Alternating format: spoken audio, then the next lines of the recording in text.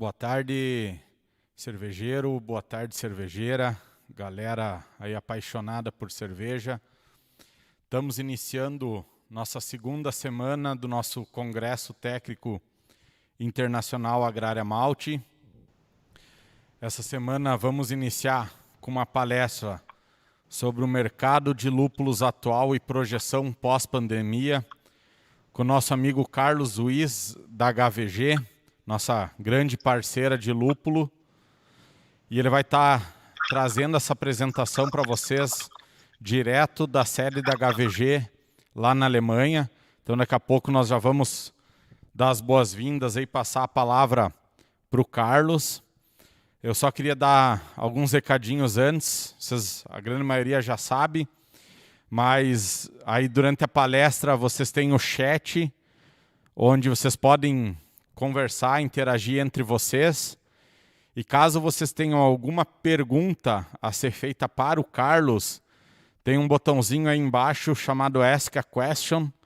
Vocês podem fazer suas perguntas ali e podem também votar nas perguntas que o pessoal for fazendo. E aí as perguntas mais votadas serão respondidas ao final da apresentação pelo Carlos, tá? A Ludmila está aqui comigo. Ludmila vai ser a moderadora aqui dessa apresentação, dessa palestra. Então, no final, a Ludmila vai estar fazendo essas perguntas de vocês para o Carlos Ruiz responder aí ao vivo para a gente. Outro recadinho, pessoal. As palestras da semana passada, já estão, as 6 palestras, né, da semana passada, já estão todas elas no nosso canal do YouTube, no canal da Agrária Malte lá no YouTube. Então, se alguém perdeu alguma palestra, quer rever algum ponto, só acessar lá, entrar no canal da Agrária Malte no YouTube, e as palestras já estão lá disponíveis para vocês poderem assistir. Essa palestra aqui do Carlos também, assim que encerrar, vai ser disponibilizada lá no YouTube, para quem não vai conseguir assistir ao vivo agora, poder assistir depois. Então é isso, sem me delongar demais aqui, eu queria dar as boas-vindas para o Carlos Ruiz e já de antemão agradecer o Carlos por ter aceitado aí nosso convite para participar, né? O Carlos todo ano está aqui com a gente aqui no Brasil, seja num evento, numa feira ou aqui no nosso congresso mesmo. E infelizmente esse ano, né, Carlos, não deu para você vir aqui nos visitar aqui no Brasil. Mas esperamos que no ano que vem tudo volta ao normal aí e a gente consiga se reencontrar aqui para a gente poder tomar uma cerveja juntos aí e colocar a conversa em dia. Carlos, mais uma vez, muito obrigado e a palavra está contigo aí. Obrigado para vocês, pessoal lá em Brasil. Boa tarde, aqui já boa noite, são 7 da noite. Espero que meu portunhol e o som sejam suficientemente bons para vocês me entenderem. Para mim é um grande prazer seguir o convite de Agrária para apresentar para vocês um pouco aquilo que está acontecendo deste lado do Atlântico com relação ao mercado de lúpulo e a situação como nós estamos experimentando todo aquele problema dele, Covid-19. Eu vou querer falar com vocês um pouco sobre um negócio tão incrivelmente internacional como o lúpulo. Acho que o ano passado se exportou lúpulo da Alemanha a umas 185 países. Vocês podem imaginar, né, que qualquer questão deste caráter mundial, como tem esta pandemia, naturalmente afeta o lúpulo de uma maneira também global. Então, nós estamos com um olho bem detalhado sobre a situação que está acontecendo. Então, eu vou querer falar hoje um pouco com você sobre como nós venimos fazendo o seguimento à pandemia e quais han sido os impactos diretos aqui na área de lúpulo e a situação indireta que vemos nos mercados mundiais. Eu dividi a palestra em dois setores. Primeiro, falar um pouco das estatísticas e, segundo, falar um pouco da nossa opinião. Como toda opinião está sujeita à experiência nossa, eu vou falar porque também quizás essa opinião difere um pouco da opinião de outros participantes do mercado. Agora vou tentar colocar a palestra para andar. Ludmila, se você me puder dar um feedback se o som está andando bem? O som está perfeito. Uhum. Ok. Então, vamos ver. Apresentação na tela agora. Tudo certinho.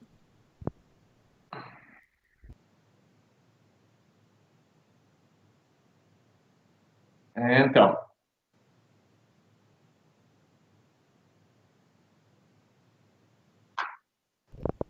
Tá ok, pode começar, Carlos.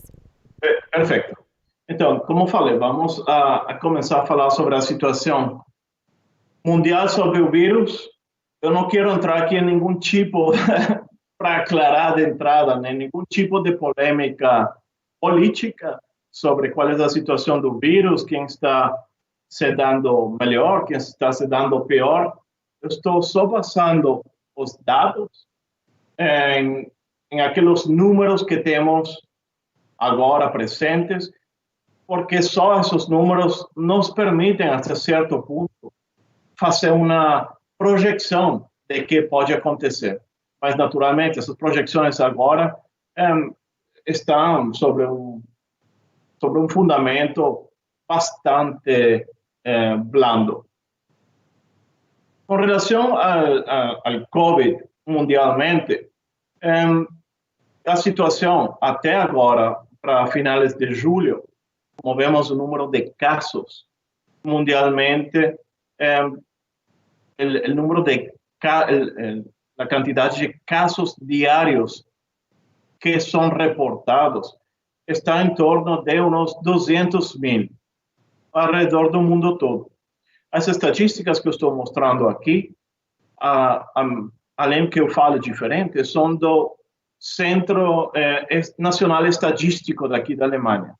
Então, são números que são avaliados por eles. Eu não tenho visão sobre quais são realmente as bases de dados que eles estão utilizando, mas minha presunção aqui é que o Centro Nacional de Estatísticas alemão tem bases de dados suficientemente sólidas para demonstrar a veracidade dos números. Então, estamos falando, se vemos aqui a curva, a situação de COVID ainda está um bom tempo aqui para nos acompanhar.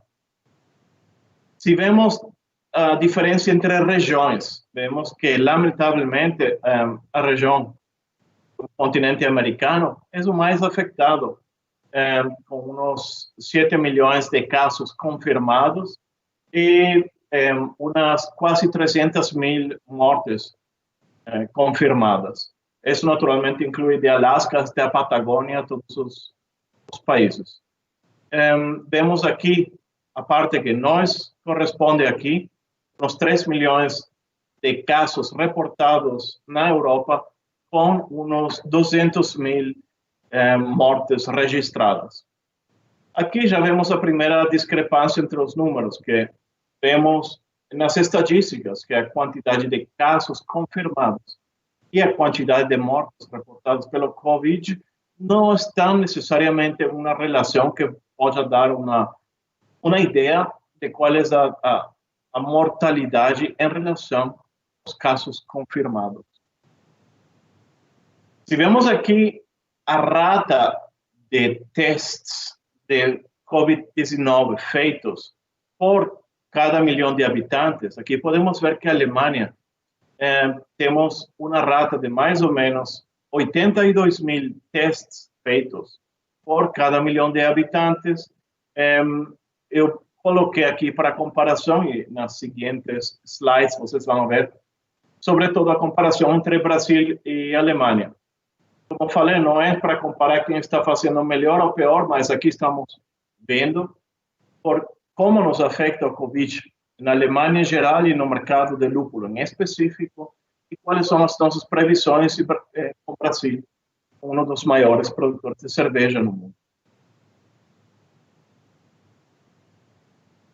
Se aqui vemos, esses foram os números por milhão de habitantes, mas se vemos aqui a quantidade de testes que têm sido feitos, e vemos que na Alemanha, em total, para os 84 milhões de pessoas que temos aqui, de população, têm sido feitos uns quase 7 milhões de testes, mientras que em Brasil têm sido feitos quase 5 milhões. Então, uma rata elevada de testes feitos. Naturalmente, aqui vemos que tem uma relação entre a quantidade de população e a quantidade de testes que têm sido feitos.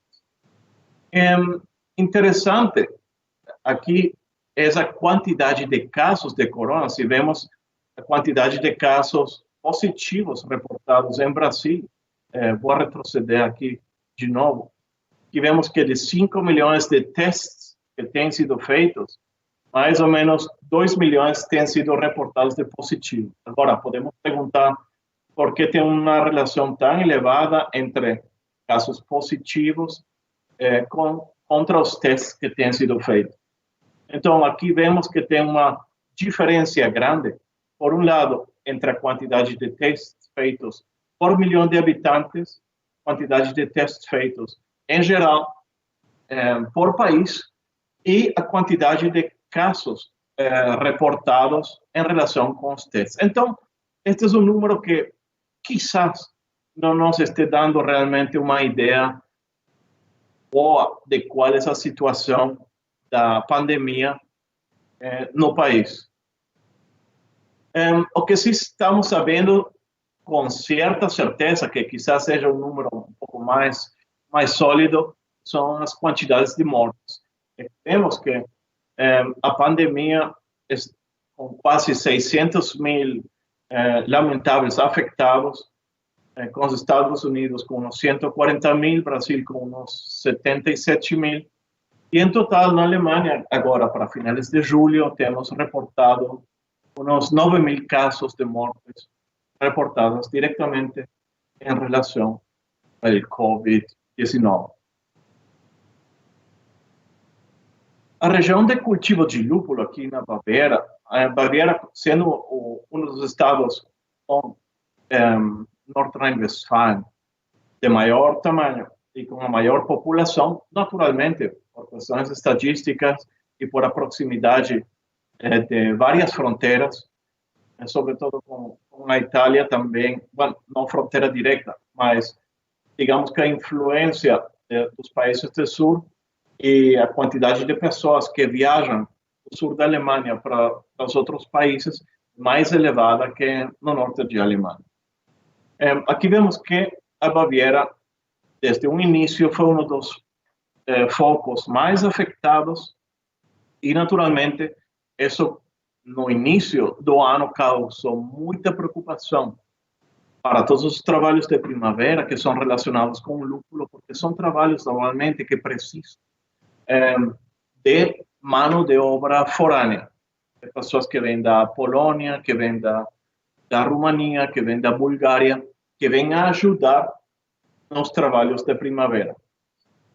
Quando começou o lockdown aqui na Baviera, nós tivemos uma situação um pouco paradójica, que por um lado muitas empresas e muitas pessoas da área da gastronomia, da hoteleria, muitos estudantes estavam sem trabalho, e por outro lado estávamos carentes de mão de obra forânea que normalmente nos ajuda. Por sorte e por uns esforços muito grandes de todo o setor da agricultura, dos ministérios e das instituições, conseguimos fazer um networking para conseguir suficiente mão de obra para trabalhar. Nos trabalhos de primavera, não ficou nenhuma sola planta de lúpulo na primavera que não for tratada por carência de pessoal. Mas realmente no início foi muito preocupante e realmente não estávamos tão otimistas como no final resultou a situação. Então, por esse lado, não há nada por que se preocupar. Toda a área de cultivo que estava para ser cultivada está crescendo e muito bonita lá fora. Então, vendo a população em Brasil e vendo a relação de casos por milhões de habitantes, aqui vemos que tem vários países, também países da Europa, que reportam entre 300 e 800 mortes por milhão de habitantes, sendo Bélgica e o Reino Unido, Espanha e Itália daqueles países mais afetados. E aqui vemos que isso também tem um impacto, tem que ter um impacto forte também em todo o sector cervejeiro, porque todos esses países são também grandes consumidores e produtores de cerveja.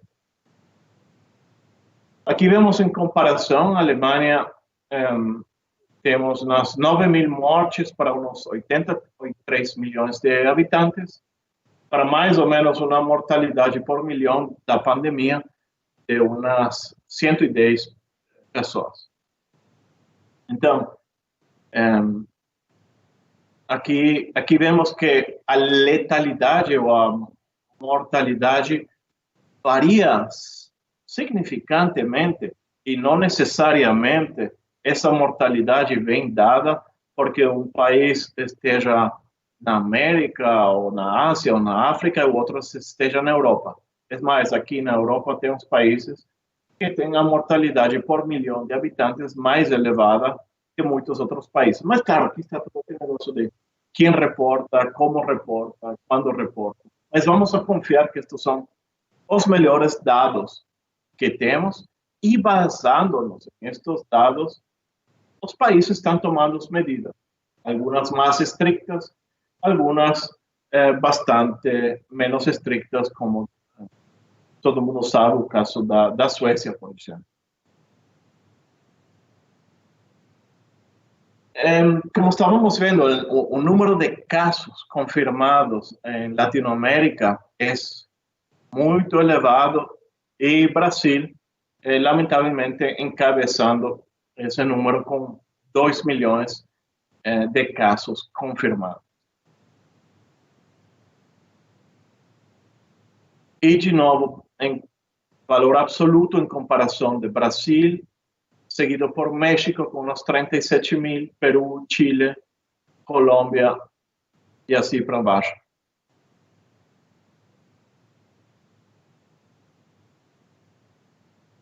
A comparação das Américas agora em comparação com a Europa, a quantidade de casos confirmados, na Europa, a Rússia encabeçando a lista com 750.000, é seguido pelo Reino Unido, Espanha, Itália, Turquia e Alemanha, aqui em sexto lugar. Seguido pela França, Suécia, Bielorrússia e assim por baixo. Agora, não só a quantidade de casos, sino que também temos que ver como é que a curva se está se desenvolvendo de acordo ao país. E vemos a curva de casos de mortes em comparação entre França, Alemanha, Itália, Espanha e o Reino Unido. O número de mortes, como podemos ver aqui, na Alemanha, tem sido estabilizado mais ou menos desde meados de maio. Então, aqui podemos, se acreditamos nestes números, podemos falar que na Alemanha a situação que era realmente aquilo que se esperava evitar, que era uma sobrecarga do sistema de saúde, na Alemanha realmente está bem contenido. Mientras que em países como no Reino Unido ainda temos uma curva que continua em ascenso. Em Itália, depois de um elevado número, aparentemente já está estável, igual na Espanha e na França.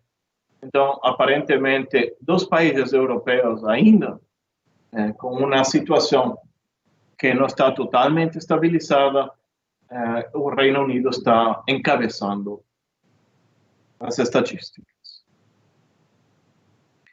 Então,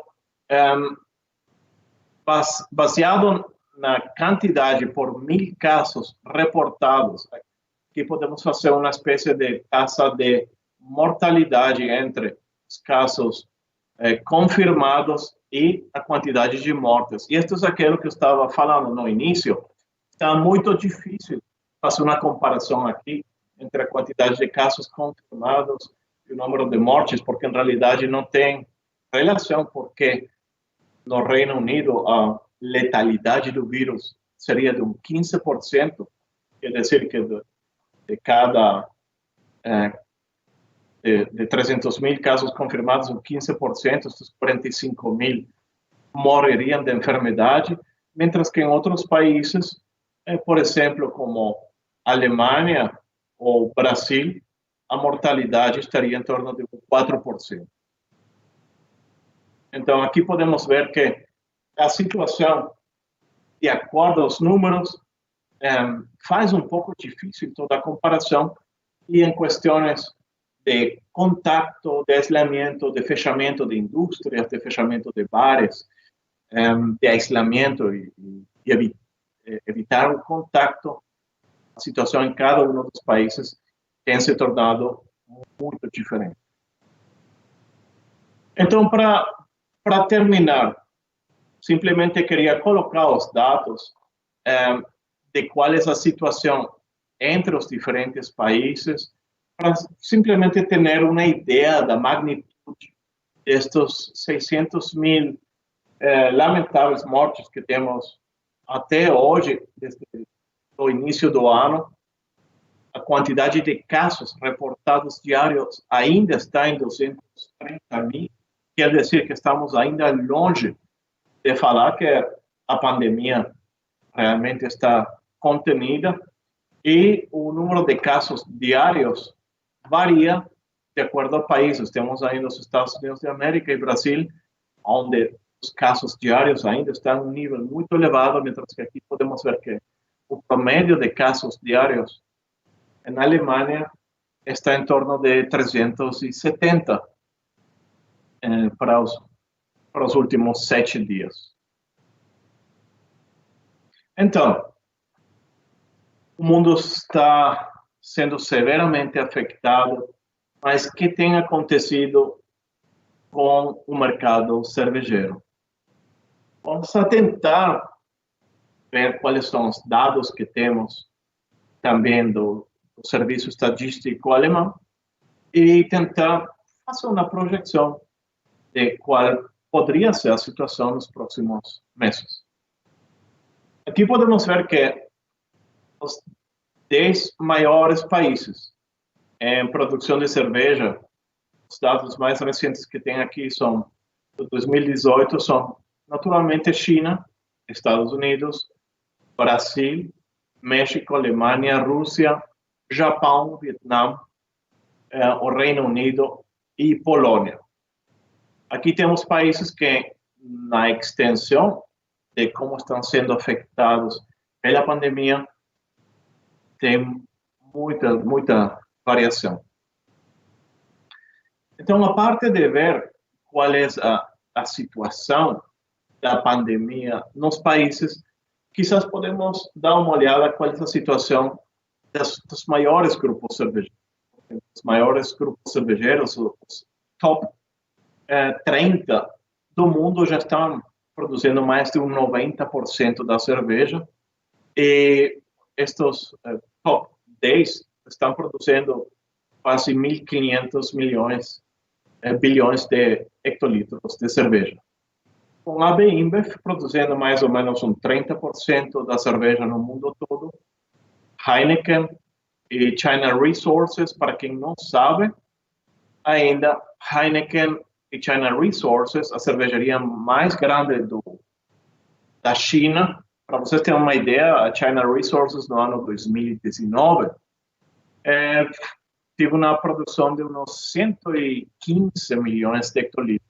Quer dizer que só o grupo China Resources produz mais cerveja que a Alemanha toda, e produz quase a mesma quantidade de cerveja que se produz no Brasil. Heineken e China Resources têm formado uma companhia em conjunto para distribuir e produzir Heineken na China, 40% pertenece para Heineken, 60% pertenece a China Resources. Quer dizer que se vemos no futuro, podemos até ver quase que estes dois números quase que em conjunto. Logo temos Carlsberg, a presença de Carlsberg na China também é forte, a presença regional deles na Europa é marcada, mas a presença de Carlsberg nas Américas não é muito forte. Molson Coors tem também interesses na América do Norte e aqui na Europa. Tsingtao, uma cervejaria meramente chinesa. Asahi, Castel na África. Yanjing, também na China. E o grupo Efes, da Turquia. Agora, eu estava tentando procurar data sobre como se tem visto afetadas diferentes cervejarias na primeira metade do ano. A maioria dos reportes vão ser publicados daqui a 2 semanas, assim que não temos os dados mais novos. Mas temos uma coisa que sempre é interessante, é como se vem desenvolvendo o preço das ações das diferentes empresas. E aqui podemos ver os analistas observando qual é a situação dos diferentes grupos cerveceiros. Essas expectativas se reflexam um pouco também na situação das cervejarias.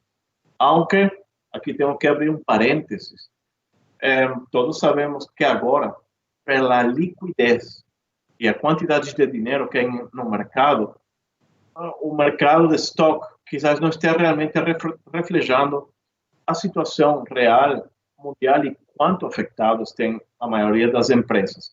Mas aqui podemos ver, por exemplo, o estoque de AB InBev ou de Molson Coors, em comparação com o ano passado, tem caído, tem tido uma queda entre 30% e 35%. Heineken, sobretudo, teve uma recuperação depois de anunciar pacto com China Resources. Aqui podemos ver a situação de China Resources. Eles, muito rápido, e a situação da China vamos ver agora com um pouco mais de detalhe, porque é bastante importante para poder ter uma ideia de como é a situação a nível mundial.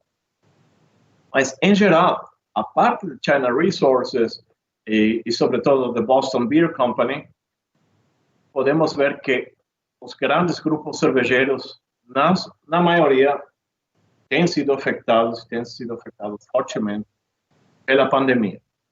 A situação aqui com Boston é quizás um pouco diferente, porque eles aqui têm uma situação um pouco sui generis, que dentro de toda esta situação negativa para o mercado cervejeiro, temos a situação do mercado dos hard seltzers, que ainda continua subindo, que ainda, na situação de pandemia do Covid e de lockdown, as ventas continuam subindo grandemente. Então, Boston, assim que seu negócio cervejeiro e o negócio de cidra tem se visto também fortemente afetado, como o resto do país, nos Estados Unidos, a situação dos hard seltzers tem salvado o dia para a empresa.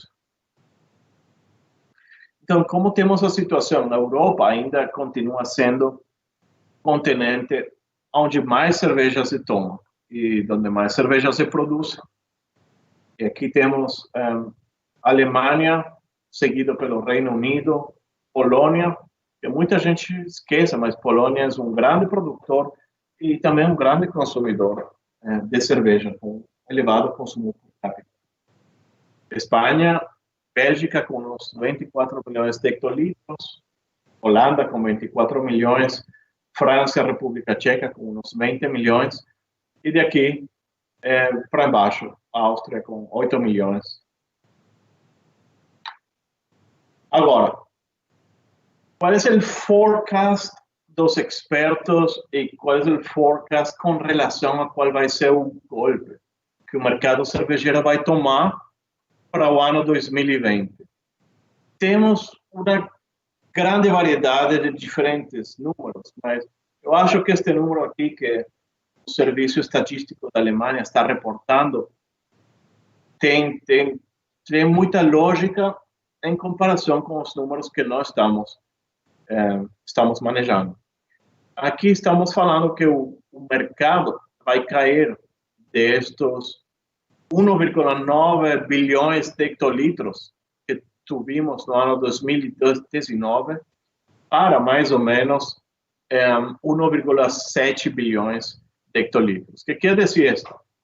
Que em total, o mercado cervejeiro mundial, até o final do ano, pode ser que perda entre 200 e 250 milhões de hectolitros, que é um número realmente considerável, vendo a magnitude. Quer dizer que estaríamos, para o ano 2020, voltando para a produção cervejeira que tivemos lá no ano 2004, 2005.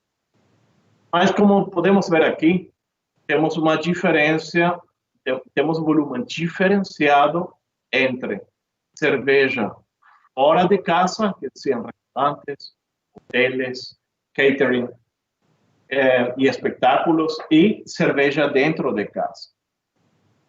E se vemos com um pouco mais de detenimento como se diferencia a queda esperada percentual em volume do ano 2020, se espera que as vendas no nível mundial se perda mais ou menos 3%, outros analistas falam de 5% no nível de supermercados, tudo aquilo que é para cerveja, para levar para casa, mas o mercado, naturalmente, de toda aquela questão de espetáculos, eu acho que com 30% ainda pode ser que seja um número conservador.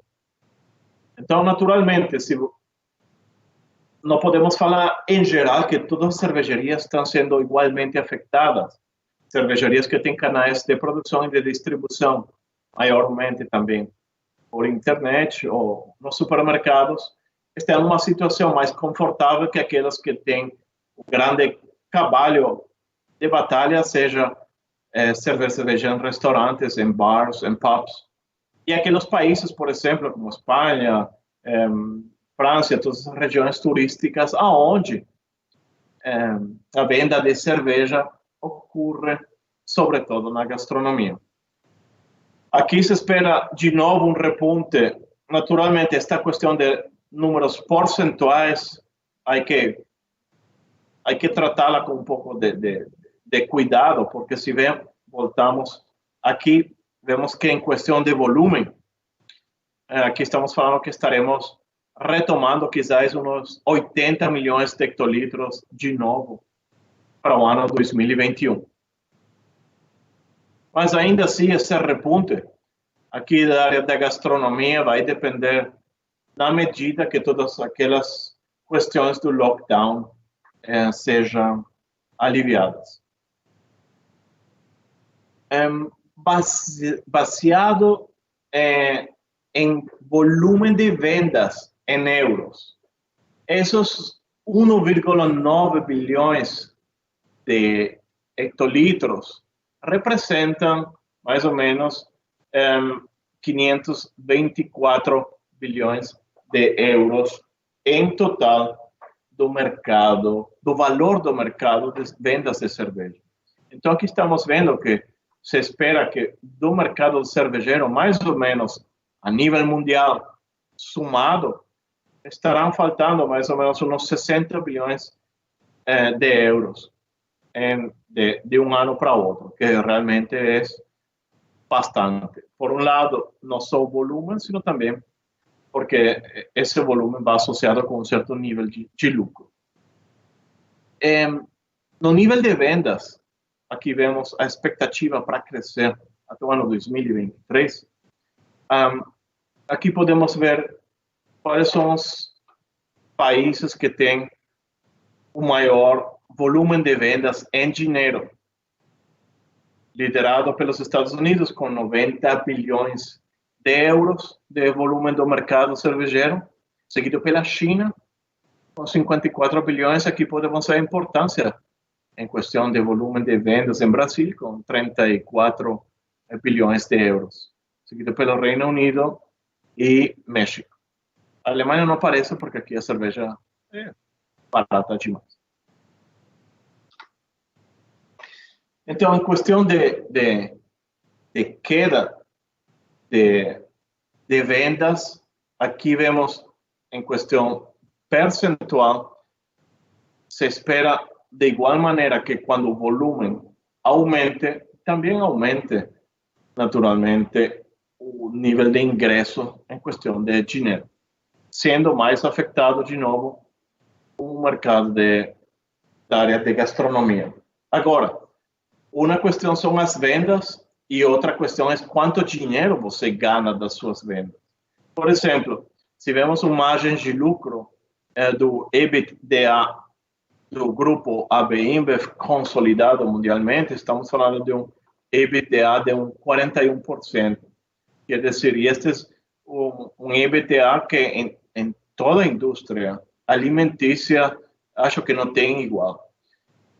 Então, aquelas áreas, sobretudo da América do Sul e da América do Norte e América Central, têm recebido um grande impacto e por isso esperamos que o maior grupo cervejeiro também, em todo aquele nível de lucro com relação às vendas, sofra um impacto quizás até sobreproporcional à situação do mercado em geral.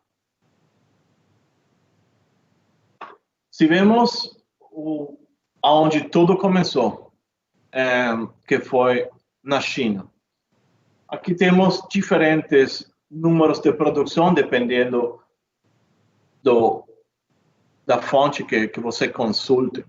Mas o sistema estatístico da China fala que foram produzidos no ano 2019, provavelmente algo assim como 420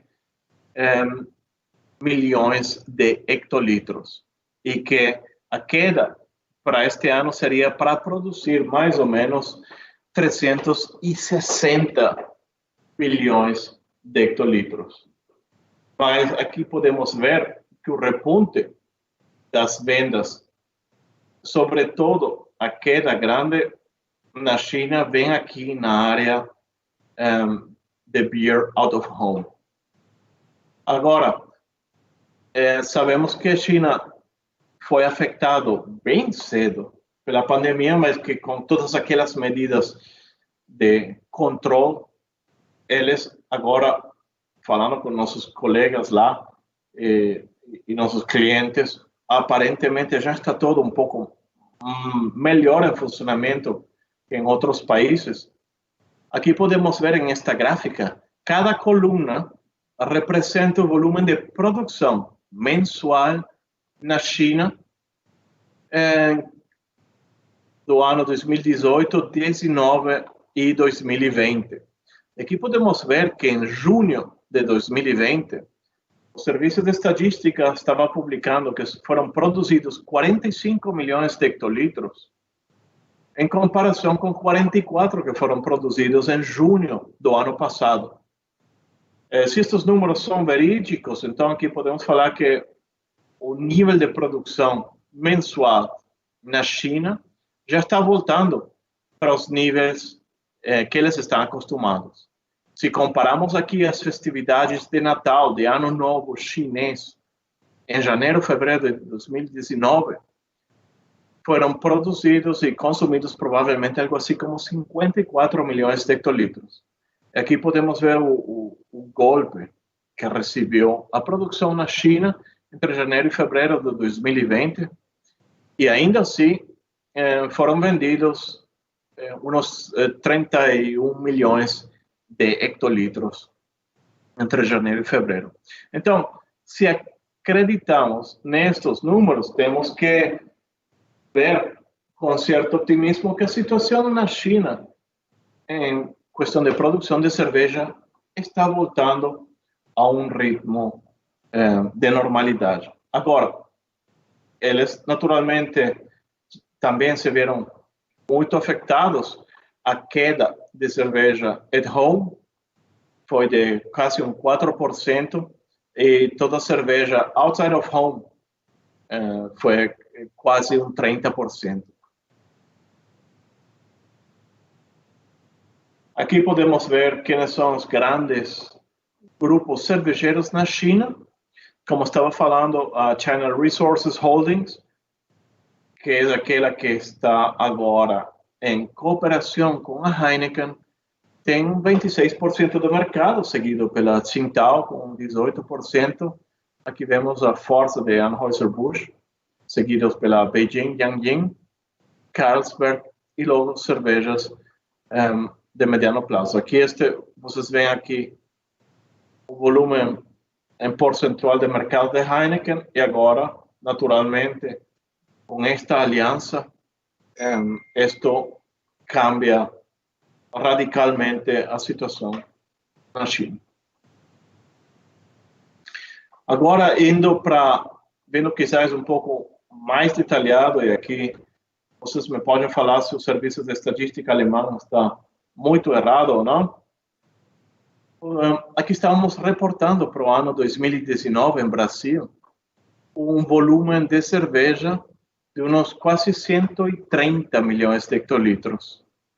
E a queda esperada para o ano 2020 está em torno de uns 20 milhões de hectolitros faltantes do mercado. Não, bom, quizás não 20, não tanto como 20, 130, aqui temos 107, vamos falar uns 25 milhões de hectolitros de diferença. Esperando um repunte optimista já para o ano 2021, seguramente, quizás, pelo desfasado que estamos entre o inverno e o verão em Brasil. Pero vemos que year to year a queda está em vendas de 17% e por cabeça mais ou menos de 16%. Então, depois de toda esta ensalada de números, aonde vamos? Qual é essa situação agora para o lúpulo? O mercado de lúpulo tem se segmentado nos últimos 10 anos. O mercado de lúpulo de hoje e o mercado de lúpulo 10 anos atrás são duas coisas completamente diferentes. Assim, estamos falando das mesmas hectares de lúpulo, estamos falando de variedades, a quantidade de variedades e o impacto do mercado craft realmente tem mudado absolutamente todo. Se vemos aqui a situação da área de cultivo do mundo em hectares, temos tido desde o ano 2013 até agora um aumento de umas 16 mil hectares. Quer dizer que estávamos aqui no final quase em 48 mil hectares de cultivo de lúpulo. Agora estávamos, para o início do ano 2020, estamos já ultrapassando as 60 mil hectares de lúpulo. Não é uma questão que nunca existiu. Se fazemos uma viagem no tempo para o ano 1970, no ano 1975, 76, tínhamos mundialmente umas 95 mil hectares de lúpulo. Desde então, a área de produção foi em queda, e é só o mercado de craft, que dependendo quem você pergunte, deve estar em torno no mundo entre 60 e 70 milhões de hectolitros. Toda esta produção, principalmente, se aqui vemos a coluna azul, aconteceu nos Estados Unidos. Se vemos aqui a área da Alemanha, estávamos mais ou menos em 19 mil hectares, agora está em 17 mil hectares, agora estamos em umas 20 mil e pouco. Mas, realmente, o aumento vertiginoso da área de cultivo tem acontecido nos Estados Unidos. E, principalmente, como todos sabemos, a liderança disso é pelo mercado craft. Se vemos quais são as variedades aromáticas com maior área de cultivo no mundo, ainda podemos ver que a variedade aromática com maior área de cultivo é o lúpulo checo, o lúpulo Satz, cultivado na República Tcheca, mas também na Eslovênia, também aqui na Alemanha temos algumas hectares. Aqui podemos ver que a situação, depois de uma queda até o ano 2015, está bem estável. A variedade de segunda maior área de cultivo é o Hallertau Perle, seguido pelo Hallertau Tradition, com mais ou menos as duas variedades, por aí em torno de umas 3.000 hectares de cultivo. E logo temos aqui um buraco de umas 2.000 hectares. Assim que a próxima variedade de grande tamanho é o Hersbrucker, o Hallertau Mittelfrüh e o Tettnanger. Então, com exceção do lúpulo Satz, as variedades aromáticas, aqui podemos ver com maior área de cultivo mundialmente, são as variedades que temos aqui na Alemanha. Se vemos esta gráfica similar para a situação dos lúpulos considerados que estão competindo no mercado de amargor, aqui podemos ver desde o ano 2010 o ascenso da variedade Hércules. Hércules hoje é a variedade de cultivo de amargor com maior área de cultivo no mundo todo. Naturalmente, em este crescimento, o Hércules canibalizou, em grande parte, a área de cultivo do Hallertau Magnum. O conjunto de variedades Columbus, Tomahawk e Zeus, aqui podemos ver que, apesar de que a área de cultivo nos Estados Unidos tem aumentado quase o dobro em este período de 10 anos, a área de cultivo de CTC, do Columbus, Tomahawk e Zeus, hoje ainda é menor que a área de cultivo que tinha no ano 2010. O Qingdao Flower, que é cultivado nas áreas de cultivo lá em Xinjiang, no noroeste da China, se vemos aqui a quantidade de área de cultivo que tem, também é considerável. Esta variedade é principalmente utilizada por cervejarias locais lá na China. E logo temos a próxima variedade, o Nugget, Fato, que é uma nova variedade nos Estados Unidos, e um Polaris, também competindo aqui no mercado de variedades amargas. Então, por um lado, temos uma situação não só diferente no mercado que tínhamos 10 anos atrás com relação ao espectro de variedades e área de cultivo, sino também temos uma situação completamente distinta pela introdução e a grande cultivo de variedades proprietárias. E se vemos agora o mercado, que seguramente a questão de lúpulo vai ser o mais afetado, aqui podemos ver o desenvolvimento da área de cultivo das variedades que nós chamamos variedades de special flavor, que são aquelas que estão sendo utilizadas principalmente no mercado craft. Aqui tem a Citra repuntando, e aqui podemos ver este crescimento vertiginoso de Citra, que já aqui ultrapassou a marca de 3.500 hectares. A Citra tem sido, para os Estados Unidos, realmente uma grande história de êxito. E este crescimento da Citra, naturalmente, tem desplazado grandemente a área de cultivo do Cascade, que até certo momento aqui, entre o ano 2015 e 2016, era a variedade realmente signature de cervejas Pale Ale e IPAs. Aqui podemos ver a situação do Centennial, seguido pela situação do Simcoe, logo o Amarillo, Chinook e Mosaic.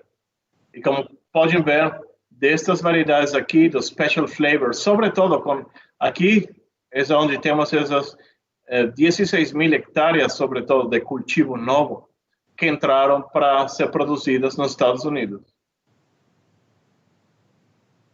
Então, com relação às diferentes categorias, se vemos a área de cultivo das variedades aromáticas, clássicas e convencionais, esse mercado, em questão de hectares, nível mundial, está mais ou menos estável. A área de cultivo das variedades amargas caiu e logo tem aumentado um pouco, mas se vemos a situação de variedades amargas no mundo todo, no ano 2010, e comparamos com a situação hoje, a área de cultivo ainda, apesar do crescimento do Hércules, continua sendo menor que a área de cultivo das variedades amargas que tínhamos no ano 2010, com mais de 20 mil hectares cultivadas. E, como estamos falando aqui, o ascenso vertiginoso de todas as variedades de Special Flavor para o mercado craft. Então, isto simplesmente são os números.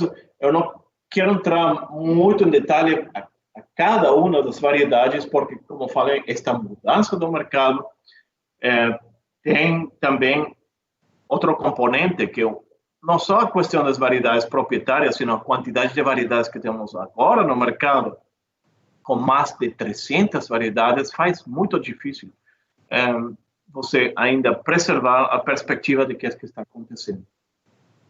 Então, baseado nesta situação do desenvolvimento das áreas de cultivo das distintas variedades e basando-nos nos números do mercado cervejeiro e vendo a situação da pandemia a nível mundial, vamos tentar dar uma olhada aí na bola de cristal, a ver que é aquilo que é nossa visão para o mercado agora. Dependendo de quem você pergunte, até final de ano, a produção de cerveja mundialmente vai cair bem a mais de 10%, que são aqueles entre 200 e 250 milhões de hectolitros que estávamos falando a partir das estatísticas. O mercado de craft beer, apesar de ser só um mercado entre 60 e 70 milhões de hectolitros, dependendo aonde você coloque a fronteira de que passa a ser craft e que não é craft, mas em questão de lúpulo, é muito significativo. Porque se falarmos que uma cerveja normal, comercial, por exemplo, no maior mercado mundial, que é a China, devem estar utilizando um equivalente entre 10 e 20 gramas de lúpulo equivalentes de lúpulo em flor por hectolitro de cerveja. Mientras que no mercado craft estamos falando, promédio se fala que são por lo menos 800 gramas nos Estados Unidos, tendo cervejarias que botam até 3 quilogramas de lúpulo por hectolitro. Então, temos um fator, se queremos ser conservadores, entre cerveja tradicional e cerveja craft. Vamos falar, para fazer um número redondo, de 100. Quer dizer que estes 70 milhões de hectolitros do mercado craft equivaldria mais ou menos a uns 700 milhões de hectolitros da cerveja convencional. Quer dizer que cada hectolitro que perdemos no mercado craft afeta sobreproporcionalmente o mercado de lúpulo. Isso significa que, se este mercado é o mais afetado, a demanda de lúpulo poderia, agora no ano 2020, em comparação àquilo que estava previsto para ser utilizado, descer pelo menos em um 15%. O que significa isso, um 15%? Se estamos falando que a produção mundial de alfa-ácidos deve estar em torno entre 10 e 11 mil toneladas de alfa-ácido, este 15% representa que por lo menos unas 1.500 toneladas de alfa-ácido equivalentes se van a utilizar a menos. ¿Cuál podría ser el impacto?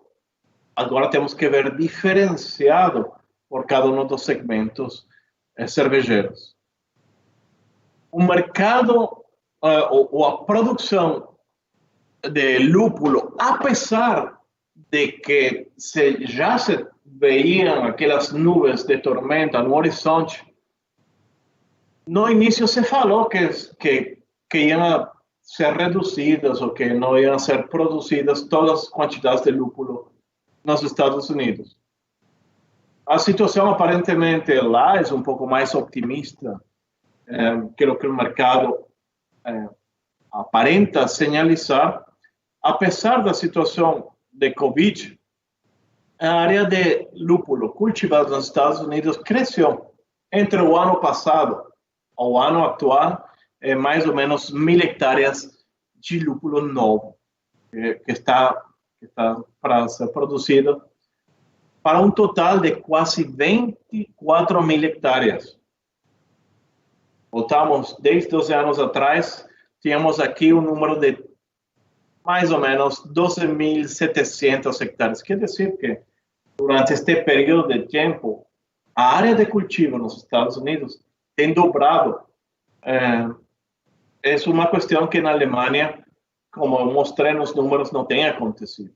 A área de cultivo na Alemanha tem aumentado 1% e, sobretudo, para a variedade que tem um alto nível de contrato, que é o Hércules.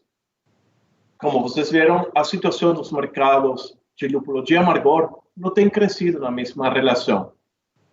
Naturalmente, depende de como vocês veem ou aonde estes lúpulos para o mercado de special flavor, em que momento eles começam a entrar como concorrência no mercado de lúpulo de amargor, porque estas variedades de special, aunque se chamam de special flavor, também tem entre 12, 13 a 15% de alfa-ácido.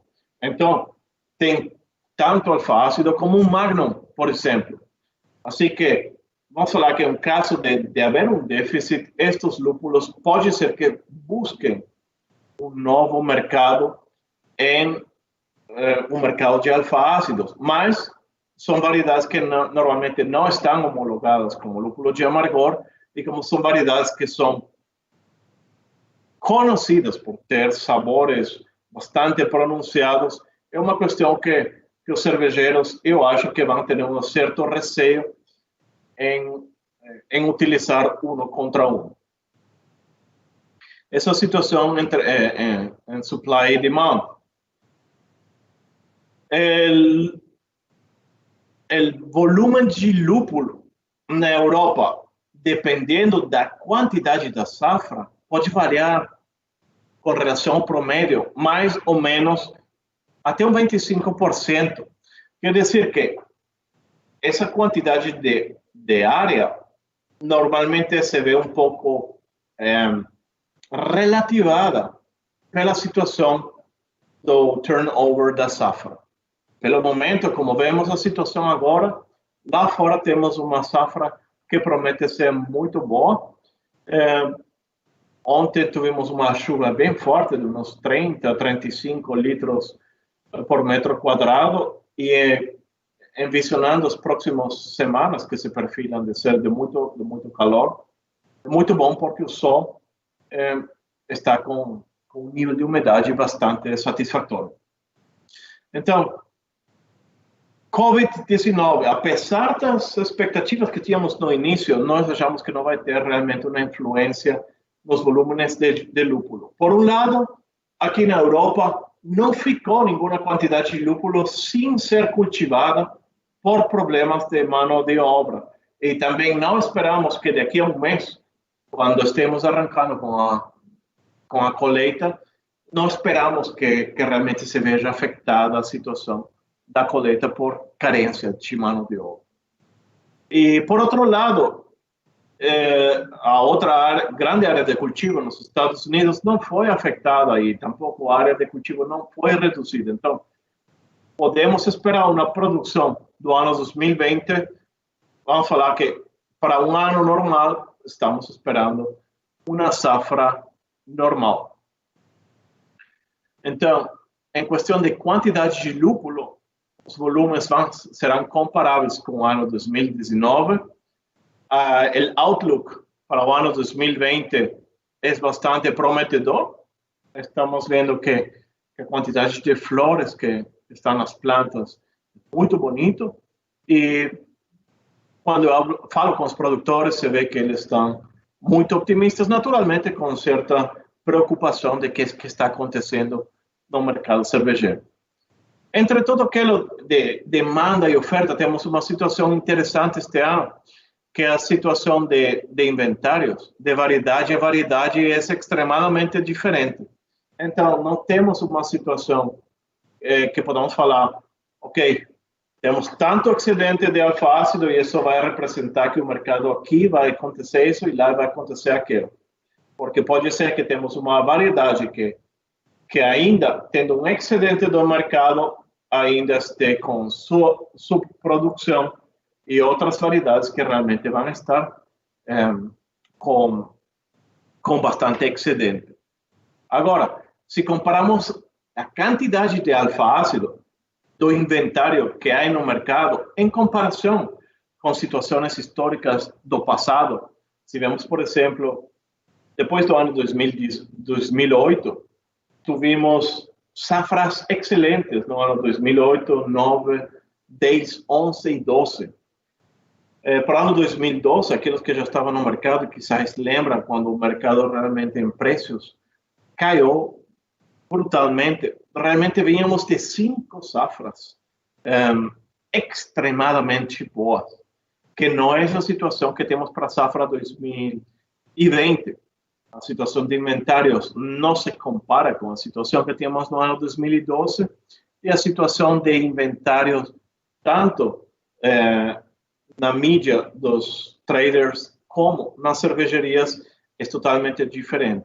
Agora temos que abrir um parênteses e falar que a situação dos inventários para muitas das variedades, para o mercado craft, realmente pode ser que represente um dolor de cabeça. E por quê? Porque a situação das variedades proprietárias é um secreto. Realmente não é uma informação que esteja livremente acessível. Mas sabemos que para o Hércules e muitas das outras variedades, temos um nível de inventário baixo. E já depois da safra 2017, que foi uma safra muito ruim, a safra 2018 foi uma safra muito ruim de novo aqui na Alemanha. 2019 foi mais ou menos, mas também não foi uma coisa assim para falar que bom. Não seria mal ter uma safra decente agora no ano 2020. Temos a situação de pré-contratos histórica mais elevada que nunca tivemos. Então, estamos entrando na safra 2020 com uma situação de pré-contratos a mais elevada que nunca tivemos. Agora, claro, essa situação de pré-contratos estava esperando encontrar na contraparte uma situação de demanda que agora se vê relativada. Hércules, aqueles 11, 12 mil toneladas de alfa-ácido que se produzem mundialmente, Hércules só vai produzir entre 3.000 e 3.500 toneladas de alfa-ácido. E aqui vemos o grande potencial de produção de alfa-ácido de Hércules. Então, a grande pergunta é se essas variedades que são realmente para o mercado flavor, se não conseguem um destino no mercado craft, se elas vamos a conseguir vê-las no mercado de alfa-ácido genérico. Pode ser que nós consigamos elas, mas temos também que ver que essas variedades têm um nível de preço completamente distinto ao nível de preço das variedades de amargor convencional. Então, qual é a nossa expectativa no momento? O mercado de spot no ano 2020, esperamos que seja mais baixo daquilo que foi nos anos 2019, 2018, 2017. E não é uma coisa que estamos esperando que caiga por embaixo dos níveis de pré-contratos, mas temos que ver que a partir do ano 2015, para ser exato, desde o ano 2015, os preços do mercado spot sempre foram mais elevados que os preços dos pré-contratos. Então, esta situação pode levar a que se equiparem de novo um pouco os preços dos pré-contratos com os preços do mercado spot. Mas também temos que ver que 90% dos lúpulos já estão pré-contratados. Então, estamos falando de qual vai ser a flutuação dos preços para mais ou menos 10% da quantidade total aqui na Alemanha. Não sabemos o que vai acontecer com o mercado cambiário, sobretudo agora com a expectativa dos mercados inundados com liquidez. Mas ainda vemos que, sobretudo para o mercado de lúpulo de amargor, os custos de produção por quilograma de alface na Alemanha agora são mais baixos que nos Estados Unidos. Então, qual vai ser o impacto do nosso lado? Por um lado, seguramente vamos ter entregas que vão ser pospostas para o futuro. Então, entregas que seriam para ser agora em agosto ou em outubro serão passadas para dezembro, janeiro. Isso vai requerir que tenhamos ou que precisemos mais capacidades refrigeradas de produtos já processados, mas normalmente para as cervejarias não é um grande problema postergar ou receber o lúpulo com certo retraso. Seguramente vamos a ter, em vista disso, que os pagamentos das cervejarias vão estar também pospostos. Isso pode representar, para alguém que esteja curto de liquidez, pode ser que represente algum problema. Será que há grandes diferenças entre Estados Unidos e Alemanha? Provavelmente sim, porque o mercado dos Estados Unidos se vê proporcionalmente maiormente afetado pela situação do mercado craft, em comparação com a situação que temos aqui na Alemanha. Então, todos vamos estar afetados, mas a situação de inventários e, sobretudo, de lúpulo com grande capacidade vai ter um impacto no mercado. Temos uma questão que começa, que também faz que isto não tinha acontecido no passado, que é que o mercado da marihuana e de extração de marihuana que se extrai com CO2 para ganhar o THC e os óleos, se supõe, ou temos escutado que mais ou menos a quarta parte da capacidade de extração nos Estados Unidos tem sido contratada para extrair hemp durante os próximos 3 anos. Então, a capacidade agora do lado dos tradings para processar lúpulo e converti-lo em extrato de CO2 está bastante limitada. Isso vai colocar um freio, em geral, para a situação de possibilidade de extrair com CO2. Então, a capacidade de extração com CO2 é limitada. E, para nós aqui na Alemanha, que é também algo que não podemos prever ainda, a Alemanha depende muito da situação de exportação. E se aqui vemos mensualmente, a Alemanha exporta serviços e produtos mais ou menos por uns 100 bilhões de euros.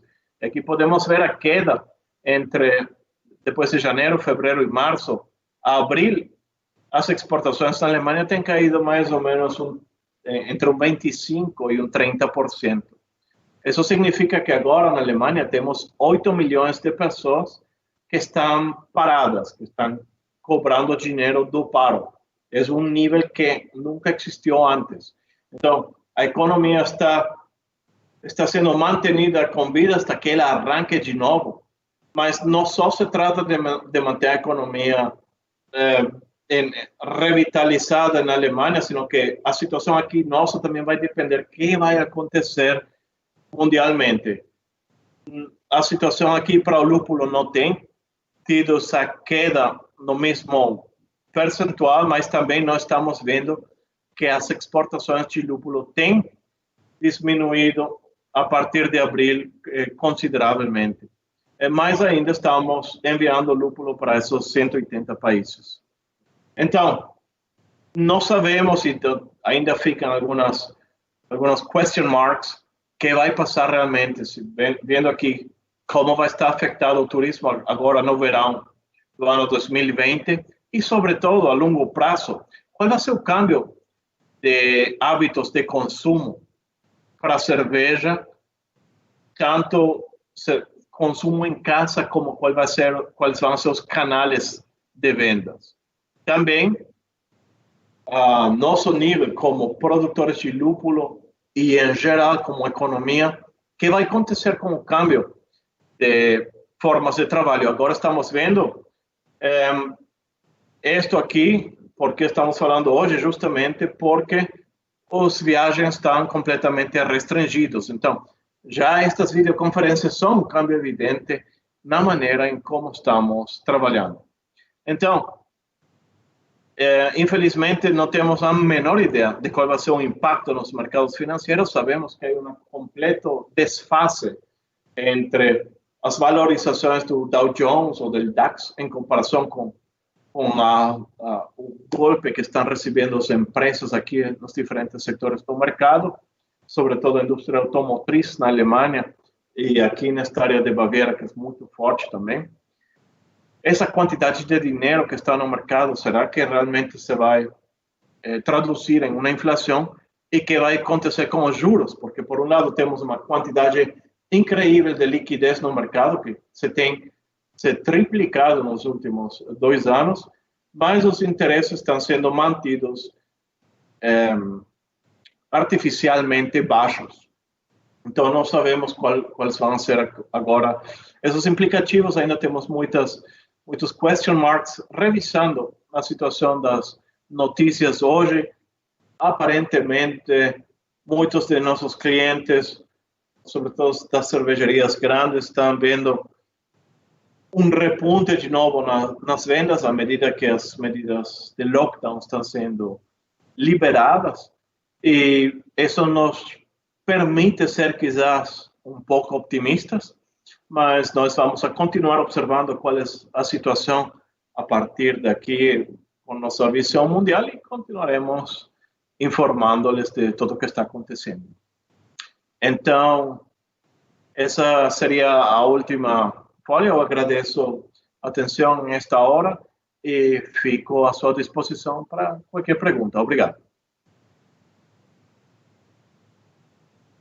Muito obrigada, Carlos. Realmente é muito difícil a gente...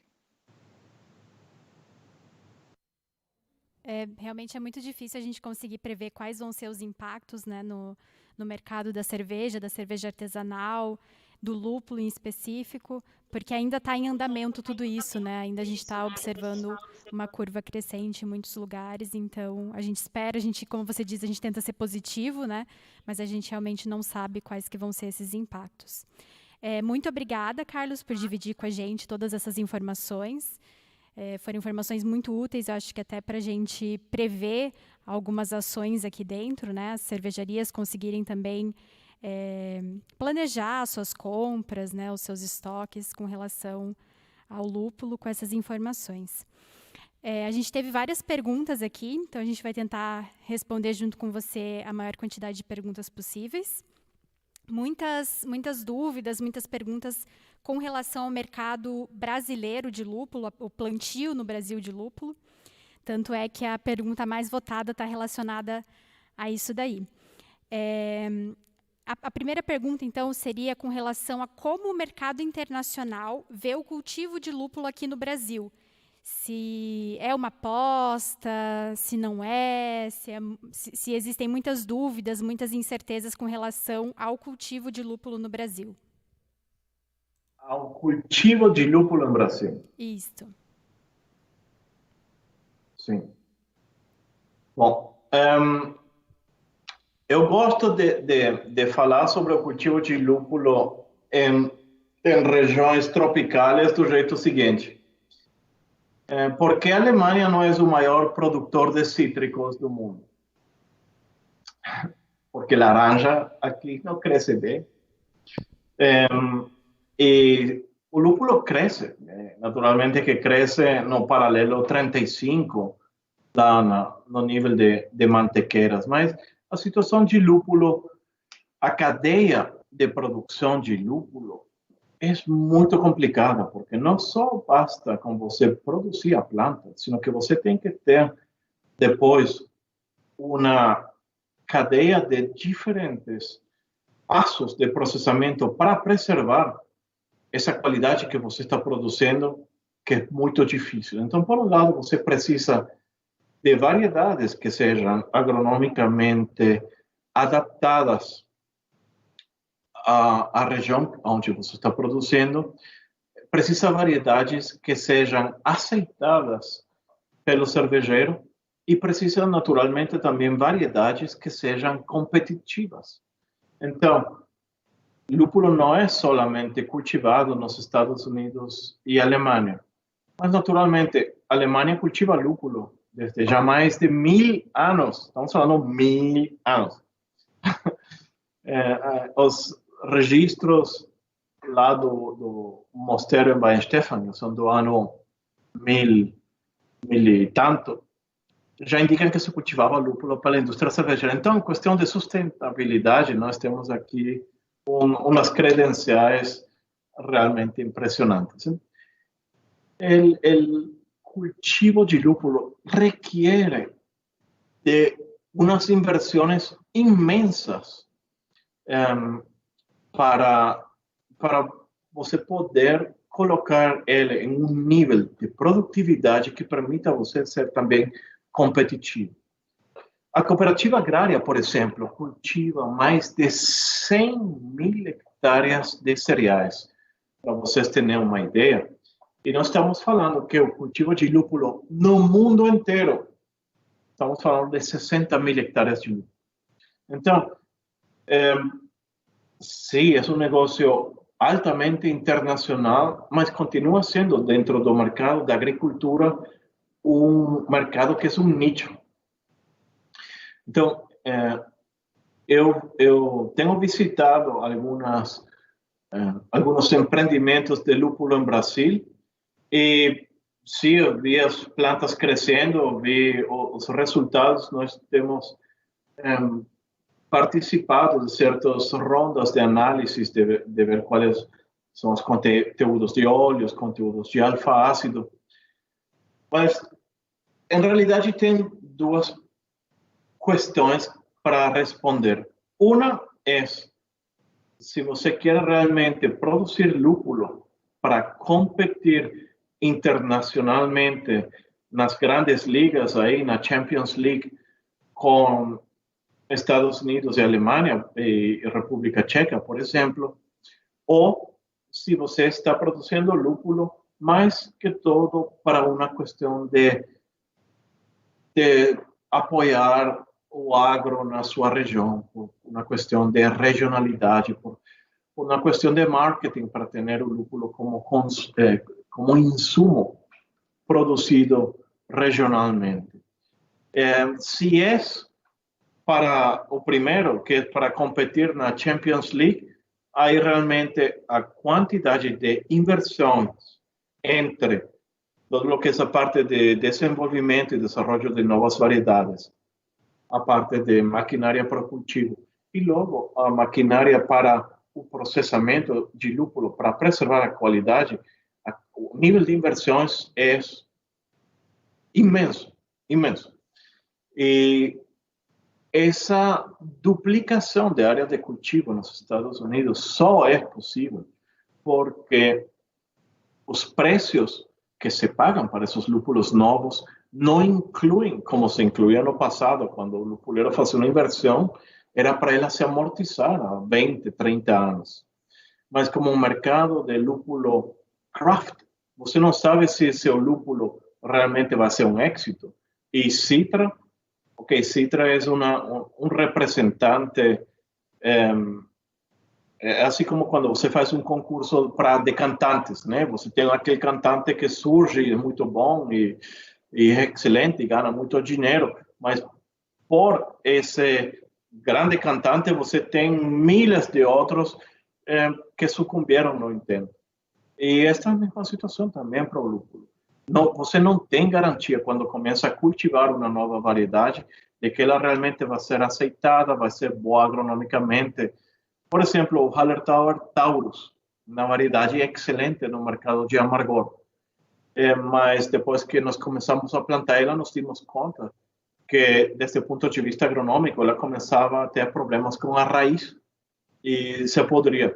Uma variedade excelente para o cervejeiro, uma variedade de altos rendimentos por hectare, mas uma variedade muito suscetível do ponto de vista agronômico. Essas são todas questões que você não sabe de antemão. Então, eu acho os empreendimentos de lúpulo em Brasil muito interessantes. Nós recebemos pedidos de apoio e nós somos muito abertos com toda a informação e até incentivamos, porque muitas pessoas realmente subestimam a quantidade de trabalho, de know-how que se requer para cultivar lúpulo. Se você compara essas 5 horas por hectare que você tem para cereais com 250 horas de manuseio que você precisa para lúpulo, está falando de outro tipo de dimensões completamente distintas. Então, é mais fácil se você está cultivando trigo, você mudar para cevada, mudar para milho, mudar para feijão. Mas lúpulo é uma cultura agronômica completamente distinta. Realmente é muito importante essas informações que você passou para nós, porque não são apenas questões de variedade, de solo, de clima, de rendimento, mas tem toda essa questão de demanda de mão de obra, equipamentos, processamentos, cuidados, né, pós-colheita. Então, tem toda uma série de fatores que também influenciam na questão do cultivo de lúpulo, né? A outra pergunta, também relacionada um pouco ao cultivo aqui no Brasil, que seriam as vantagens e desvantagens do clima tropical no cultivo de lúpulo e nos cuidados após a colheita. Como eu falei, eu não sou experto em cultivo de lúpulo em Brasil, mas eu posso falar por exemplo, a região de cultivo de lúpulo que existe agora está mais ou menos lá na altura do paralelo 35. É mais ou menos a mesma altura de cultivo de lúpulo que tem lá em Sudáfrica. Então, o lúpulo cresce sim, mas agora, se você olha aqui para fora, são as 8:30 da noite e o sol ainda está brilhando como se foram as 4 da tarde. Durante esse período vegetativo, também durante o processo de formação dos conos, formação das flores, você precisa de uma certa quantidade de luz para que a formação dos conos seja aquela que a variedade requer. E se você não tem isso, você vai ter formação de conos, sim, mas o rendimento vai ser muito baixo. Então, mientras nós estamos falando aqui de rendimentos por hectare, da maioria das variedades, que estão entre 2.000 e 3.500 quilos de lúpulo seco por hectare. Os rendimentos que eu vi em Brasília, estamos falando de 400, 500 quilos por hectare. Então, em questão de competitividade, se você só está produzindo a quarta parte daquilo que seu concorrente está produzindo e com um nível de custos ainda mais elevado, vai ser difícil você realmente concorrer nesse mesmo capítulo. Eu sei, por exemplo, que na Sudáfrica, na região de George, onde se cultivava lúpulo, se utilizava iluminação artificial para poder conseguir uma certa quantidade de luz e ajudar a formação de cones. Eu não sei até que ponto isso acontece cá em Brasília. Eu escutei que algumas ideias eram que, bom, o rendimento é mais baixo, mas que quizás se poderia cultivar lúpulo mais vezes no ano. Não sei como a raiz de uma planta perene, como o lúpulo, reaja a esse tipo diferente de cultivo. Mas, para te ser sincero, eu não acho que o Brasil vai se convertir daqui a um tempo previsível realmente em um competidor grande no mercado de lúpulo a nível mundial, porque simplesmente você precisa essa situação climática que tem entre o paralelo 45 e 55. E não só isso, você precisa para essas variedades de lúpulo, você tem a mesma situação desses paralelos, por exemplo, lá na Rússia, mas lá você já em finais de agosto, princípios de setembro, já você começa a ter frost. E as plantas morrem e o lúpulo se vê afetado qualitativamente. Então, não é só uma questão do paralelo, sino que é uma questão do paralelo que vem da mão também com toda a situação climática. Realmente é bem complexo toda essa questão do cultivo do lúpulo, né? Você comentou na sua palestra sobre a questão de mão de obra, né, com relação ao Covid, quais foram os impactos. E tem uma pergunta aqui falando que tem um boato, né, alguns comentários no Brasil, que por causa da pandemia, a colheita de lúpulo estaria comprometida esse ano e poderia afetar, então, causando a falta de alguns tipos de lúpulo no ano que vem, decorrente da safra desse ano. Existe alguma verdade nesse boato ou não? Acho que, pelo momento, não temos absolutamente nenhuma indicação de que isso vai ocasionar, pelo menos aqui na Alemanha, não sei se como esteja a situação dos Estados Unidos, mas eu não tenho escutado que nos Estados Unidos exista neste momento um nível de preocupação sobre carência de mão de obra, porque realmente tem tantas pessoas desempregadas no mercado de outros setores da economia. E nós vimos agora a situação em primavera aqui. Claro, é diferente porque a produtividade de um estudante de filosofia que quizás nunca tenha trabalhado no campo, em comparação com sua quase que família da Polônia, que tem 30 anos vindo trabalhar com você, que já sabe como se faz tudo, é diferente. Mas ainda assim, a situação de quantidade de mão de obra disponível no mercado não faz que tenhamos nenhum tipo de dúvida de que vamos ter suficientes pessoas para essas 3 semanas e meia que precisamos para a colheita. Então, acho que não sei de onde surge esse papo, não tenho escutado, é a primeira vez que escuto isso.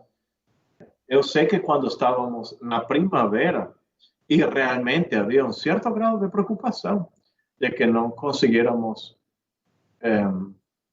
fazer que todos os plantios estiveram em tempo, sobretudo treinando a planta no filho para ela crescer. Mas agora, grande parte da colheita está mecanizada e então não acho que pelo momento não deveríamos ter nenhum tipo de preocupação a respeito. O pessoal pode ficar tranquilo então, né? Não vai ser por causa de falta de lúpulo que vai faltar cerveja. Nos últimos anos, se tem comentado bastante sobre os cryo hops. Você vê futuro na utilização do cryo hop? É algo momentâneo? Existem alguns comentários que, na teoria, ele parece ser muito bom, mas quando coloca na prática, né, na utilização mesmo, se vê algumas dificuldades, né, quando comparado aos pellets. O que você tem para dizer a respeito, então, dos cryo hops? Olha, já nós no seminário da Agrária fizemos uma apresentação desse Cryo Hops. Em princípio, gente, Cryo Hops é reinventar a roda. Os lúpulos que nós chamamos de pellets tipo 45 e o Cryo Hops não é outra coisa que pó de lúpulo com maior concentração. Como fazemos? Nós pegamos o lúpulo, congelamos ele.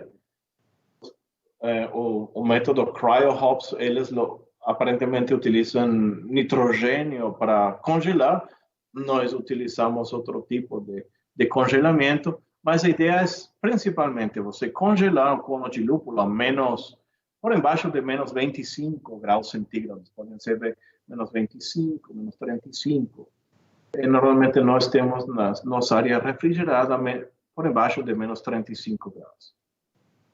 Então, o que você faz é que ao você congelar o lúpulo, a glândula de lupulina, que normalmente é uma resina bem pegajosa, difícil de separar das folhas, ela fica dura quanto que uma pedra.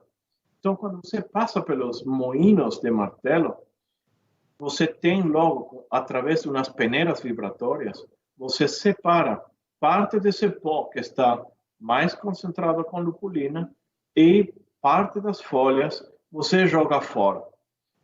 Nos Estados Unidos, o que eles estão fazendo agora é uma questão que nós estamos fazendo desde o ano 70. Então, Cryo Hops não é algo novo ou inovador. Tem um nome bonito, mas, em princípio, o que você consegue com Cryo Hops, você consegue com aquilo que nós chamamos de pellets tipo 45. O nível de concentração do Cryo Hops é muito elevado, quer dizer que eles, com essas peneiras, retiram uma grande quantidade de pó. Então, o que eles estão querendo fazer agora é o seguinte: por um lado, estão querendo vender esse pó mais concentrado como Cryo Hops, e aquela fração de folhas onde você está perdendo parte dos alfa-ácidos, eles estão querendo vender como algo que eles estão querendo chamar Noble Hops, ou American Noble Hops, que naturalmente é absurdo, porque nós chamamos Noble Hops as variedades clássicas, como o Fagels, o Satz, o Tettnanger, o Hersbrucker, o Hallertau Mittelfruit. Isso é aquilo que nós conhecemos como Noble Hops. Mas isso é mais que tudo uma questão de mercadeo, né? Uma questão de colocar um nome bonito, novo, a algo que já existe. Então, a situação se vocês estão querendo utilizar uma variedade de lúpulo, por exemplo, um Hallertau Tradition, que normalmente tem 6% de alfa-ácido, você quer utilizar ele como pellets concentrado para retirar parte das folhas e, através disso, você reduzir um pouco as perdas de cerveja, quizás durante um processo de dry hopping, ou reduzir a carga no seu whirlpool. Os pellets tipo 45 têm uma certa razão por la qual elas existem, mas não é nada novo. Não é uma questão que seja realmente algo inovador ou uma grande invenção nova, é simplesmente algo que já existia com um nome novo. Realmente, se eu não me engano, no workshop do ano passado ou do ano retrasado, vocês fizeram uma palestra bem bacana sobre esse tema e até esclarecendo, então, a questão do T45, né? Vamos para mais algumas perguntas. Uma pergunta aqui bem interessante que a gente recebe bastante. Com relação à importação, então, do lúpulo da Alemanha até chegar aqui no Brasil, há perdas consideráveis nos lúpulos importados a ponto de impactar no produto final, na qualidade do produto, principalmente nos compostos de interesse, com uma degradação durante a importação? Desculpa, Ludmila, não entendi exatamente qual era a pergunta. Deixa o pessoal arrumar aqui o som que eu já refaço ela. A pergunta era? A pergunta está relacionada a perdas, degradações que podem ocorrer no lúpulo durante a importação, né, durante o caminho da Alemanha até chegar aqui no Brasil, se existe algum impacto na qualidade do produto? Pode existir, naturalmente. E justamente por isso que quando eu só posso falar de nós, não sei como faz o resto do mundo que importa lúpulo para o Brasil. Mas todos os lúpulos que nós exportamos para o Brasil, exportamos em containers refrigerados.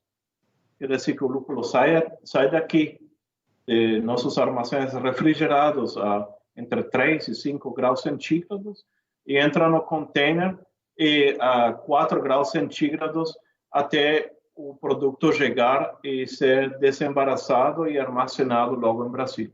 Em realidade, o que temos que evitar, tanto durante o transporte como na cervejaria, porque muitas vezes a qualidade do produto, do lúpulo, sofre do mesmo jeito que a cerveja sofre nos pontos de venda.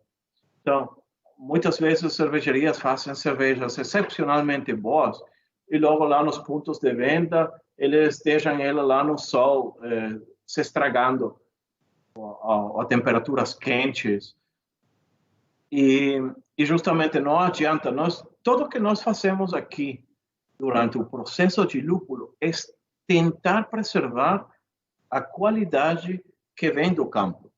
Nós não temos aqui um processo de refinamento, de melhoria da qualidade. Você não pode fazer de um lúpulo ruim um produto bom. Você, a lo sumo, pode tentar preservar a qualidade que os produtores estão provendo. Então, toda a cadeia de processamento está alinhada e justamente visualizada em esse processo de preservação. O que passa? Se nós enviamos lúpulo, naturalmente, um container que não seja refrigerado a Brasil e passa 6 semanas pasteurizando-se no caminho através do Equador até chegar no hemisfério sul, naturalmente a qualidade que chegaria em Brasil seria uma qualidade completamente distinta. E nós tentamos evitar justamente esse grande lapso que pode atrapalhar e que pode realmente estragar a qualidade do produto, e qualquer um que tenha ido e visto os armazéns refrigerados de lúpulo da agrária sabe que não só é uma questão de transporte daqui até o Brasil, sino que é uma questão que também é mantenida nas cervejarias, nos armazéns de agrária, e que vocês também deveriam manter na cervejaria. E quando vocês abrem as suas folhas de lúpulo e fazem a dosagem, logo fechar de novo, tentar conservar esse lúpulo sem oxigênio e colocar em frio. Naturalmente, tem uma espécie de break-even. O melhor seria, naturalmente, colocar aquele lúpulo a menos 35 também. Mas você estaria utilizando muita energia para ter uma melhoria muito pequena com relação àquilo que você também atinge tendo umas temperaturas entre 3 e 5 graus, mais ou menos. Mas se a pergunta é, se o cervejeiro pergunta a que temperatura eu deveria armazenar meu lúpulo, a minha resposta seria, mientras mais frio, melhor. Mas nós temos em nosso product sheet certas recomendações, porque também vai depender o shelf life do produto. Se nós falamos que o pellets armazenado em frio, você, sem nenhuma dúvida, pode utilizar ele entre 3 e 5 anos depois dele empacado. Esses 3 e 5 anos, naturalmente, que dependem da temperatura que você está armazenando. Se você está armazenando seu lúpulo a 30 graus lá fora, naturalmente que não vai ter entre 3 e 5 anos de shelf life. Não sei se isso responde a pergunta. Sim, sim. Realmente, toda essa preocupação com transporte, armazenamento refrigerado, a gente tem bem forte aqui na agrária, junto com vocês. E também faz parte do trabalho do cervejeiro lá na cervejaria, esse armazenamento refrigerado, né? A gente só consegue manter a qualidade se a gente tiver esses cuidados primordiais no armazenamento do lúpulo. A próxima pergunta está relacionada a blends de lúpulo e também aquelas variedades privadas. Quais as vantagens e desvantagens? As vantagens e desvantagens para quem? Em princípio, blendagem é uma questão simplesmente que facilita uma certa estandarização da sua receita. Normalmente, blendagem de variedades não é uma questão nova. A maioria das cervejarias utilizam diferentes variedades em conjunto. Então, se eu misturo Saphir com mandarina Bavária, proveniendo de pacotes diferentes, ou se eu boto de pacote só, mesmo dá. Ou seja, cervejeiro que conhece a sua matéria-prima, em realidade não precisa alguém que faça essa blendagem para ele, porque isso parte justamente dessa arte de conhecer a matéria-prima. Então, realmente blendagem, ou essa blendagem de variedades, coloca ponto mais de confusão em todo este mercado novo de variedades, porque por um lado temos 300 variedades que estão sendo cultivadas e quase que com uma periodicidade semanal eu estou vendo nomes novos de variedades novas, e por outro lado você tem essas blendagens de lúpulo que também têm certos nomes que parecem que foram nomes de uma variedade nova. Então, às vezes, é difícil saber se tropical, sei o que, se é uma variedade nova ou se é uma blendagem de lúpulo. A situação de variedades proprietárias, quizás para variedades proprietárias de livre acesso ou variedades proprietárias que têm um acesso restringido. Naturalmente, o dono da variedade vai querer vender a maior quantidade dessa variedade que seja possível. As variedades aqui na Alemanha, nós velamos porque todos os produtores tenham acesso a todas as variedades. Por exemplo, Hércules é uma variedade que pertence à cooperativa, a HVG, mas é uma variedade que dentro da Alemanha é livre de cultivo para qualquer dos produtores. A diferença das variedades proprietárias e patentadas nos Estados Unidos, que aí o dono da variedade tem o controle absoluto de quem cultiva, como cultiva, quando cultiva, como se vende, a que preço se vende e tudo isso. Então, isso não necessariamente seja uma desvantagem, porque, por um lado, essas variedades que são exitosas conseguem um mercado no final do dia. E o maior e melhor exemplo de como uma variedade proprietária é exitosa por suas características únicas é o Amarillo. O Amarillo, que é realmente a primeira variedade com esse perfil e, sobretudo, com esse método de cultivo. Hoje em dia é uma variedade bem estabelecida e é uma variedade que depois de um certo período de ter problemas de acessibilidade, agora realmente tem acessibilidade total, até tal ponto que nós estamos cultivando com o pessoal da Virgil Gamache Farms, estamos cultivando o Amarillo também aqui na Europa. Então, se é difícil responder essa pergunta de a vantagem ou desvantagem, naturalmente, nós aqui, tendo mais de 1.100 produtores de lúpulo, não temos essa situação como temos nos Estados Unidos, que tem só um pequeno número de produtores que produzem uma grande quantidade de hectares. Então, aí é mais fácil se você tem uma variedade e você quer cultivar 600 hectares dessa variedade para você conseguir 600 hectares de lúpulo. Aqui na Alemanha precisa um grande número de produtores primeiro, até você conseguir isso. Então, claro, o sucesso da variedade naturalmente passa a ser também um sucesso como cultivador, mas como estávamos falando no início, tem muitas variedades que você joga no pipeline, mas que não conseguem ou aceitação no cervejeiro ou resulta que não tem o rendimento agronômico que inicialmente se esperava dele. Obrigada. Tem bastante pergunta aqui, mas por questões de tempo a gente vai para a última agora. E é uma pergunta que a gente vem escutando no último ano, relacionada ao extrato do lúpulo, extrato de Magnum, por exemplo. Quais que são os empecilhos de trabalhar num fracionamento em embalagem menor para que as pequenas cervejarias também possam utilizar esse produto?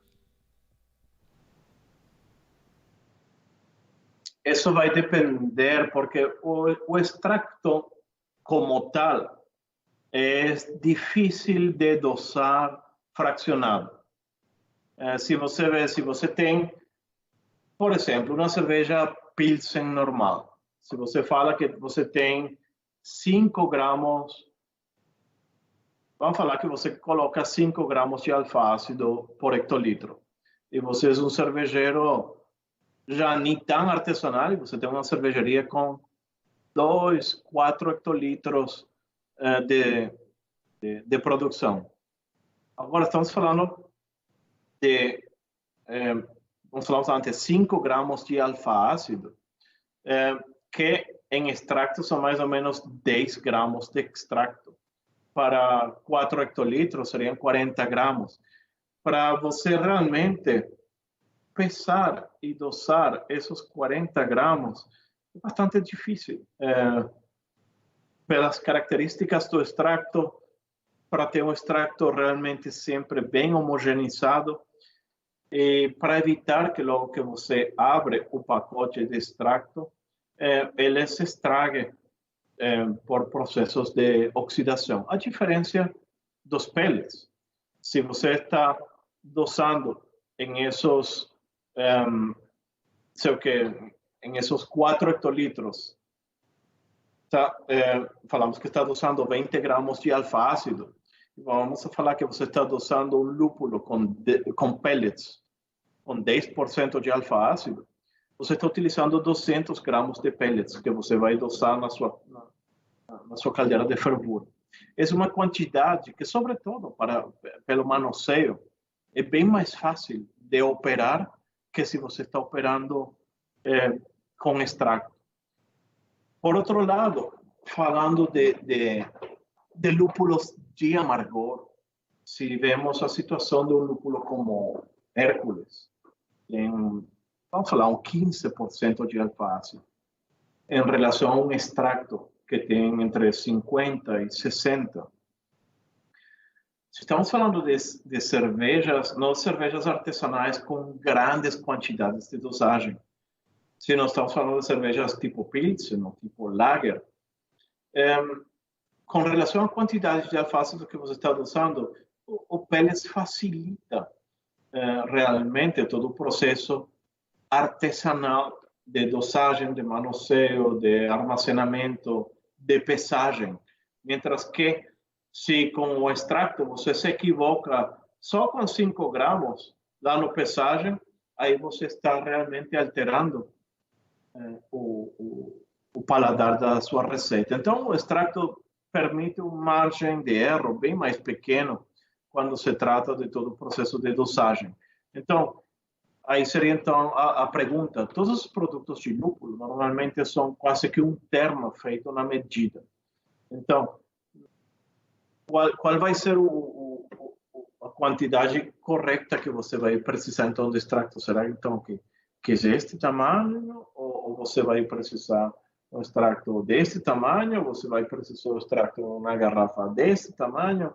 É muito difícil adaptar dessa maneira. Claro, quando já você está falando de produções de 200, 300 hectolitros por fabrico. Então, é mais fácil você utilizar uma latinha, 2 latinhas de lúpulo, porque aí você só tem que abrir elas e colocar esses 500 gramas de alfa-ácido que você tem em uma latinha. Se você está dosando 5 gramas por hectolitro, isso daria para 100 hectolitros de cerveja. E, por outro lado, se você está fazendo 300 hectolitros, aí então você coloca 3 latinhas. Então, para volumes maiores de fabricos, é bem mais fácil você operar com extrato.